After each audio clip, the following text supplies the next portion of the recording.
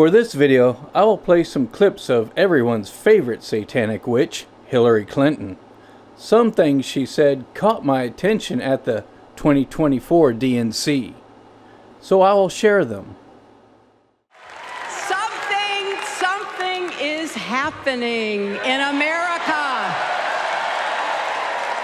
You can feel it. Something we've worked for and dreamed of for a long time. First, though. So what have these Satanists worked for and dreamed of for a long time? Well, the people in the crowd just think she is talking about their political movement. But people thinking in terms of politics aren't thinking high enough. These people are using coded language. What changes are coming to America? Well, this is the Great Reset. This is Build Back Better. This is the phoenix rising from the ashes. And keep in mind, this is not the first reset the world has undergone. They have done this before. However, this is the Great Reset. On to the next clip. And since that day, every generation has carried the torch forward. Carried the torch forward, she says. The average person probably doesn't know that the passing of the torch is a ritual. There are various fire rituals these pagans do, even when they carry the torch for the Olympics. Or the torch carried by Sol Invictus, Mithra, also known as the Statue of Liberty. This is a Babylonian god. You can look up other channels to find more details on these fire rituals, like the new fire ceremony. Next clip. And nearly 66 million Americans voted for a future where there are no ceilings on our dreams. So of course, an Apollo Lucifer reference, the Gemini number 66. As she states, nearly 66 million Americans voted for a future where there are no ceilings. Remember, every time you vote, you give your consent to these evil demons.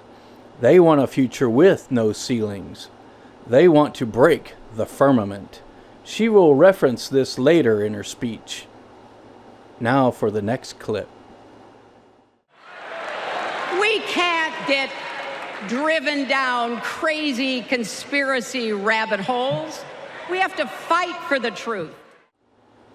Conspiracy rabbit holes, she says. When Donald Trump or RFK Jr. start mouthing off what is considered conspiracy, remember, they are setting a trap. All of these people work together. So when you start repeating what these controlled op types are saying, it's going to be used against you later. So for those people that still think Alex Jones, Russell Brand, Joe Rogan, or Tucker Carlson are still the good guys, think again. These people are saboteurs of truth. They give truth with lie. Next clip. Because you know what? It still takes a village to raise a family, heal a country, and win a campaign. She is still pushing the idea of it takes a village to accomplish various goals. She is talking about the collective, or the hive. Alright, time for the final clip. This is the statement that made me want to do a video on this speech. Here it is. We're not just electing a president, we're uplifting our nation. We're opening the promise of America wide enough for everyone. Together, we've put a lot of cracks in the highest, hardest glass ceiling. And tonight, so close to breaking through once and for all, I want to tell you what I see through all those cracks and why it matters for each and every one of us. What do I see? I see freedom. I see the freedom to make our own decisions about our health, our lives, our loves, our families.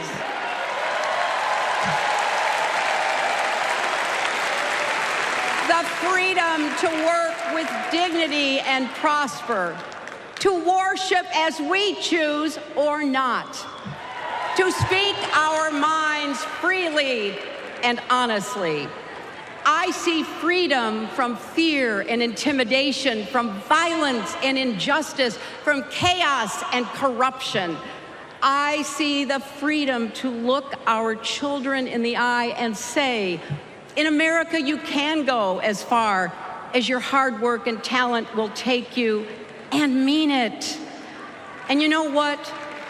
On the other side of that glass ceiling is Kamala Harris raising her hand and taking the oath of office as our 47th President of the United States.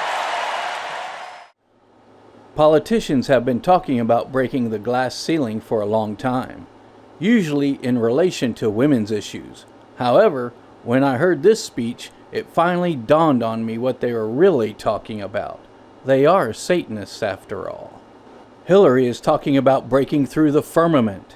She states, "Together we put a lot of cracks in the highest, hardest glass ceiling." And why does she say we did it? Remember, they can do nothing without your consent. People driven by anger and fear give their consent to their earthly kings to fix their problems. So people in fear of another country's aggression help build the military-industrial complex, for example. People volunteered to sacrifice their own children with abortion. People volunteered through fear to take poison injections. People complied. People allowed God's ways to dissolve and called it freedom. People gave their consent. She also states they are so close to breaking through once and for all.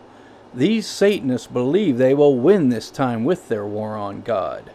Maybe this is why they call this their Great Reset. So then goes on to say, I want to tell you what I see through all those cracks. I see freedom. To the Satanists, freedom is breaking through the firmament. Now I know there's a lot of people that think this firmament talk is crazy. Those people probably still believe in NASA. They think she is talking about women's rights, that I would be stretching these statements of hers. But she is talking about a bunch of issues in this speech when she refers to the cracks in the glass ceiling, isn't she? Finally, she mentions being free from chaos and corruption. Well, this is order out of chaos, isn't it? They bring the disease and the cure. They create the problem and provide the solution. They will stop the chaos at a price. I hear a lot of politicians talk about peace through strength, but this is really peace through tyranny. That's Megatron's motto, if you didn't know. You know, the character from the Transformers. You will be freed from the dangers of actual freedom. They will bring you peace and security, peace and safety, or safety and security. I have heard this type of phrasing from many of our country's leaders over the years. It's a Bible reference. Oh, and law and order means the same thing. When I first heard Trump keep repeating this phrase in 2016, it raised a red flag for me, because I knew what it meant. I didn't vote for anyone that year. I should have stayed with that. In 2020, I did vote for Trump. However, afterward, I had to ask Jesus for forgiveness, because I already knew better.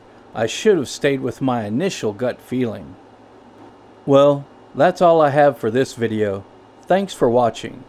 Jesus be with you.